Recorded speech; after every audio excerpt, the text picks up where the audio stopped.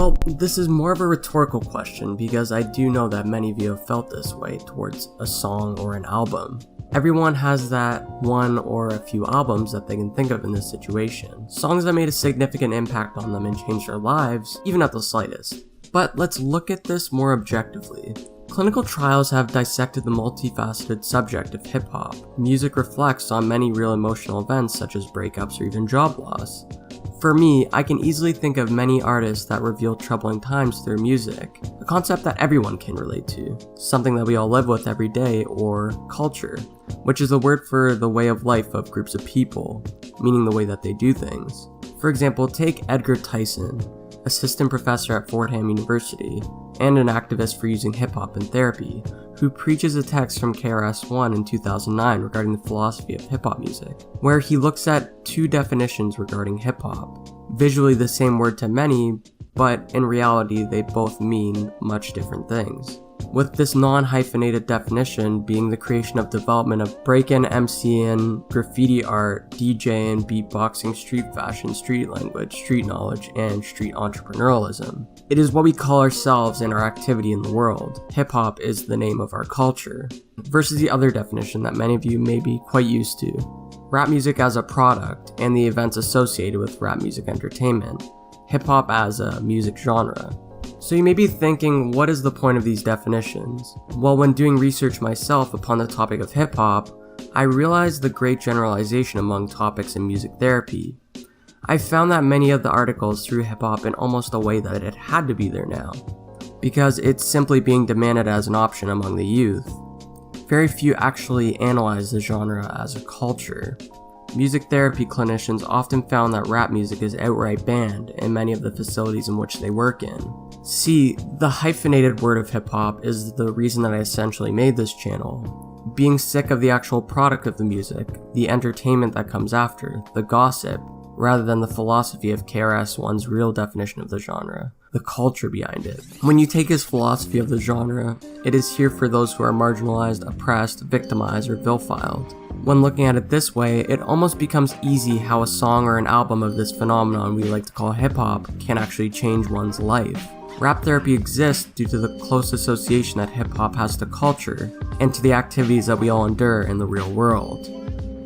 So all of this information is great, but how much power does hip-hop really have? How can a piece of media change human life? In reality, nobody is in charge of your actions but you. What hip-hop really does is fuel you to become that better person, overcome those challenges through musical therapy.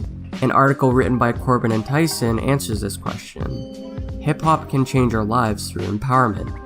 By empowerment, I specifically mean through self-efficacy, group consciousness, the reduction of self-blame, and lastly, assuming personal responsibility.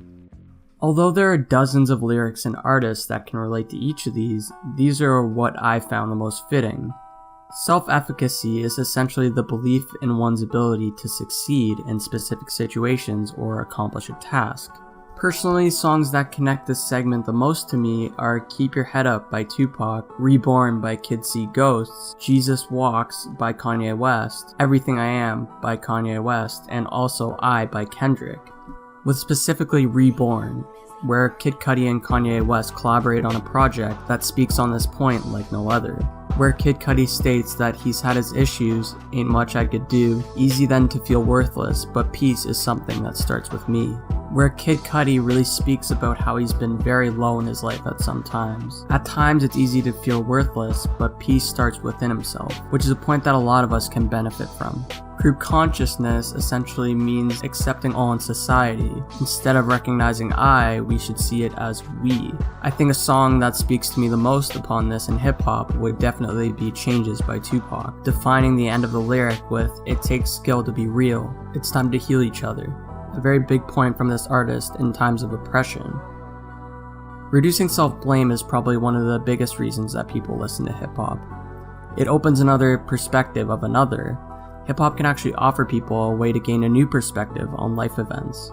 Whether they've experienced these or not, they're able to live through the artist's lyrics. With Mac Miller, I see this a lot in his music, especially with Swimming, with the idea of moving forward from past experiences. He explores the conflict between his struggles and a newfound sense of positivity and optimism. something that we can all learn from and apply to our own lives. Specifically in the song 2009 off Swimming, where he says, "I struck the fuck out and I came back swinging, take my time to finish, mind my business, a life ain't a life till you live it," where this lyric can speak about reducing self-blame almost like no other. This is also seen through KOD, Kids on Drugs by J. Cole, where the entire album essentially looks on the idea of addiction, specifically with Kevin's Heart, where these lyrics look at Kevin Hart's scandal with cheating and the addiction and temptation behind it, once again creating lyrics to put yourself in the shoes of someone who may be battling that same addiction. Leading rap musicians have banded together to use their talents in the fight against crime, crack, and violence in the black community. Vic Miles of WCBS TV in New York has the story. We all agree tonight, all of the speakers have agreed that America has a very serious problem. Not only does America have a very serious problem, Lastly, hip-hop changes lives by assuming personal responsibility, meaning the overall wisdom and not backing down. These artists are realizing that they need to create and influence others among society by creating a cure. I specifically saw this from the 1988 single by the Stop the Violence movement called Self-Destruction, when a young fan was killed in 1987 at a Public Enemy show, where krs-one formed this movement to stop the violence among the hip-hop community. This was also fueled by Scott LaRock, a BDP founding member, who was also murdered within the same time period. This is also seen more recently with Nipsey Hussle, who was unfortunately killed this last year in Los Angeles. Essentially known for his extreme cultural and educational influence among the LA community. Hip-hop gives a platform to release emotions as a rapper and speak about their personal lives. Essentially, hip-hop connects them to their global audience, like me and you, where most of these lyrics are what life is all about, the human story, the story of struggle. It's what defines us all and what binds us.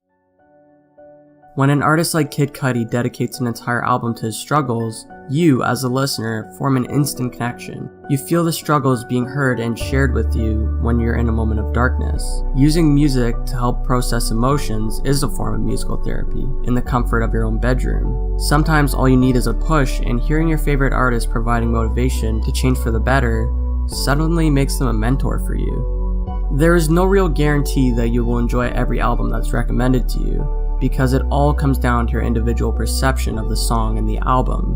Your personal experience is what fuels your connection to certain types of music, and everyone's personal experience is different. This whole video reminded me whenever I was browsing through records at a sale, and picked up this one right here. As I was showing it to a friend, a guy jumped out of nowhere, stating how this album changed his entire life. When the guy running the sale, who clearly knew him, said, "How many records changed your life? You say this every time you're here."